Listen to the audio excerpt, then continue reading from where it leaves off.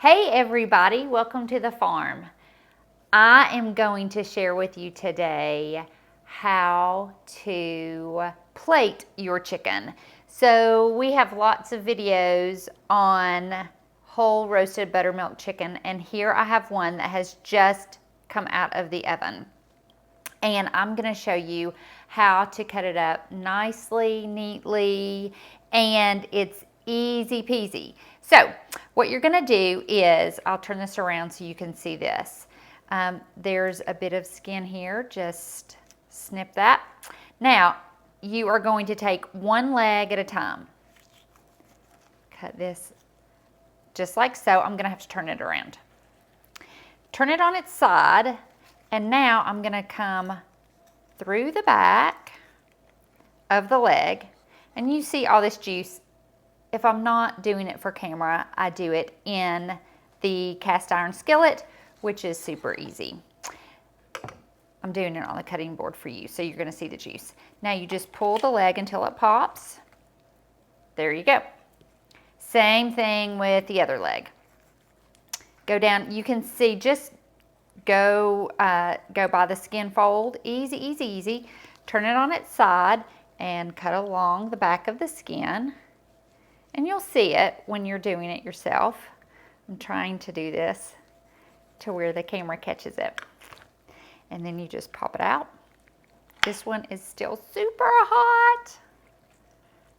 I'm gonna have to cut along the joint line here. There's a little joint line, and you'll just, if it doesn't pop out, just use it, just go along the joint line and cut. It's easy to do. And there's the other leg and thigh. Now for the breast, you can see the line of the breastbone. So just go to the side, cut down, then make the side cut. And here you have the breast. I'm going to use the fork because it is really super hot. And here's a little left. If you don't get right to the bone, it's okay. You can tell your kids that's the chicken finger. We're going to do the same thing along the other side of the breastbone. And then after you have all of your meat off of the chicken, you will have the bones left to do your bone broth.